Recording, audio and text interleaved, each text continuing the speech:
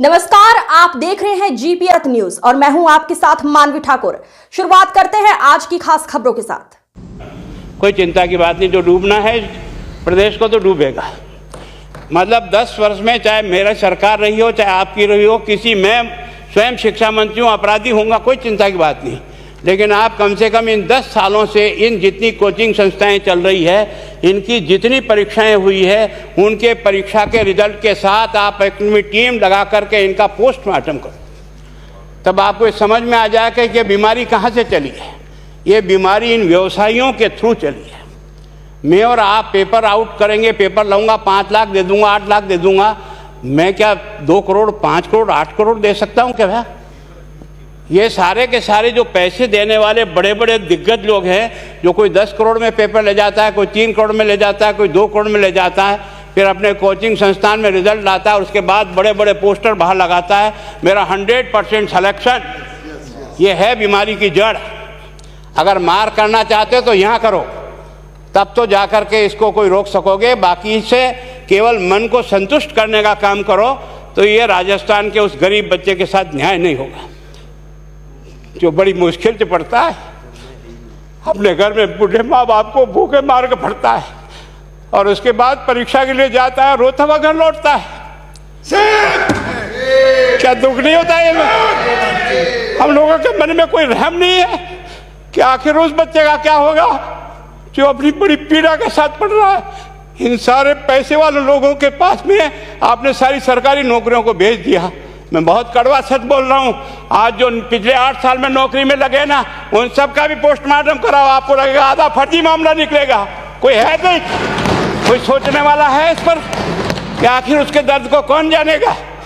है ना। जिस प्रकार से हमने परीक्षा के माध्यम से इन पैसे वाले लोगों को उतार करके सारे के सारे उन गरीबों की आशाओं के ऊपर पानी फेर दिया। रात और दिन पढ़ता है, भूखा प्यासा पढ़ता है, घर बेच करके पढ़ता है, खेत बेच करके पढ़ता है, लेकिन जब उसका सिलेक्शन नहीं होता तो जहर खा के मरता है। कोई इस पीड़ा को समझने के लिए तैयार नहीं है। और हम इस कानून को ला करके दुनिया को बताना चाह रहे हैं कि हमने इतना बड़ा कानून कर दिया, इस कानून से कुछ भी नहीं होगा। मैं आज आपको कह रहा हूँ, ये जो आपने नए प्रावधान जोड़े हैं, मैं सोचता हूँ कि मुझे कुछ बोलने की इच्छा नहीं, मुझे बहुत दुख है इस बात का। क्या होगा ये?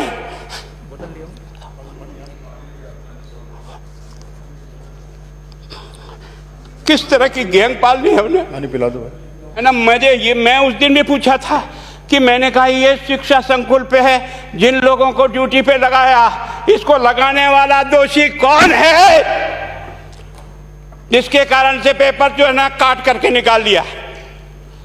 ये तो ठीक है, भाग्य हमारा अच्छा था कि सवाई माधोपुर की घटना खुट गई और एसओजी को उसमें हाथ में लग करके कुछ केस लग गया। अगर वो केस नहीं लगता तो आज आपकी सारी नौकरी पर इन सब बड़े बड़े दलालों के स्कूल में पढ़ने वाले बच्चे होते और मेरा गरीब का बच्चा अपना घर लौट के जाता। क्या दुर्भाग्य है। और इस कारण से केवल इसके लिए खुश मत हो जाओ कि हमने कानून बहुत सख्त बना दिया इसलिए अपराधी रुक जाएगा। नहीं, सिस्टम को बदलना होगा, ये परीक्षा का सिस्टम चेंज करना होगा। मैं सोचता हूँ कि क्या हम इतने अक्लमंद बैठे हैं, क्या इस व्यवस्था को चेंज नहीं कर सकते? क्या एक ही पेपर हर राजस्थान में 20 लाख बच्चों को दिया जाए? क्या इसका कोई ऑल्टरनेट नहीं हो सकता? इसका ऑल्टरनेट सोचना चाहिए कि हम परीक्षा को टुकड़े टुकड़ों में कैसे कर सकते हैं। जिले के अनुसार पेपर नहीं, एक नहीं हम 25 पेपर बना सकते हैं। कौन से सेंटर पर कौन सा पेपर जाएगा कोई तय नहीं करेगा कौन सा जाएगा, और हम जो इच्छा होगी उस सेंटर पे वो पेपर भेजेंगे। और ये जितने भी प्राइवेट कॉलेजों में आपने सेंटर बना रखे उनको बंद करो, इनको तुरंत बंद करिए एक ऑर्डर से।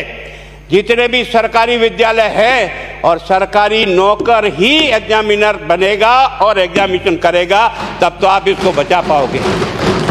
ताकि आप और मैं कितने भी कानून बदल कर दें, आपका वो जांच करेगा, आपका वो अधिकारी आएगा।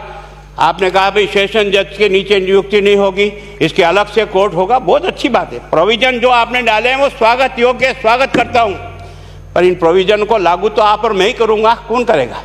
जब हम ही ठीक नहीं है तो इन प्रोविजन क्या रोएंगे अंदर बैठे बैठे? जब तक हमारा दिल और दिमाग ठीक नहीं होगा ना, इस बीमारी का इलाज नहीं होगा। हमने शिक्षा के मंदिर को भ्रष्टाचार की भट्टी में जलाकर खाक कर दिया। दुर्भाग्य हमारा, जहां से कोई आशा की किरण दिखती थी उस गरीब को कि चलो मैं अपनी मेहनत से आगे बढ़ जाऊंगा, लेकिन अब वो निराशा में आ गया। उसको लगा कि अब कोई रास्ता नहीं है। और इस कारण से मैं सोचता हूं कि आप जिस भावना से लाया, मैं आपकी भावना की इज्जत करता हूं, लेकिन केवल आपकी भावना इन बेईमानों को नहीं रोक सकेगी। इसको रोकने के लिए हमको सिस्टम को बदल करके और तुरंत उस पर ध्यान करना चाहिए। कानून 302 का बना हुआ है, क्या मर्डर रुक गए? आप भी जान रहे हो, रोज के रोज पोक्सो कोर्ट में आजीवन कारावास हो रहा, क्या व्यभिचार रुक गया है? अपराधी को दंड मिल सकता है, अपराध बंद नहीं हो सकता है। अपराध बंद करने के लिए जो सिस्टम होते हैं उस सिस्टम में चलो। एकमात्र इस देश में भ्रष्टाचार की भट्टी में देश जल रहा था। केवल और केवल एक तरह से प्रत्येक व्यक्ति का खाता खुलवाकर देश के प्रधानमंत्री में सारा का सारा बेनिफिट उसका सीधा खाते में डाला। बेईमानों को चोट लगी नहीं लगी, उस तरफ अपना दिमाग बचाओ, उस तरफ अपना दिमाग लगाओ। किस बीमारी का इलाज कहाँ है और कैसे हो, इस बारे में चिंता करने की कोशिश करो। मैं कई बार इधर सीकर और इधर गया तो मैं सोचता हूँ कोचिंग संस्थान की बिल्डिंग देंगे ना तो टोपी गिर जाए नीचे से। क्या चीज़ है यार, भगवान ने क्या लक्ष्मी वहीं बरसाई है। और जो बाकी संस्थाएं, उसका कारण यह है कि हमने अपनी दुकान को इतनी कमज़ोर कर दी है कि जहाँ बच्चे अच्छी तरह से शिक्षा लेकर के हम जैसे गरीब पढ़ करके यहाँ आ गए, अब वो रास्ते नहीं हैं। और इस कारण से मेरी बहुत विनम्र प्रार्थना है, इस बीमारी का इलाज चाहिए बच्चे को, कानून से नहीं होगा, कानून के अलावा होगा। और उसमें आप करें। धन्यवाद। Thank you. माननीय मंत्री महोदय।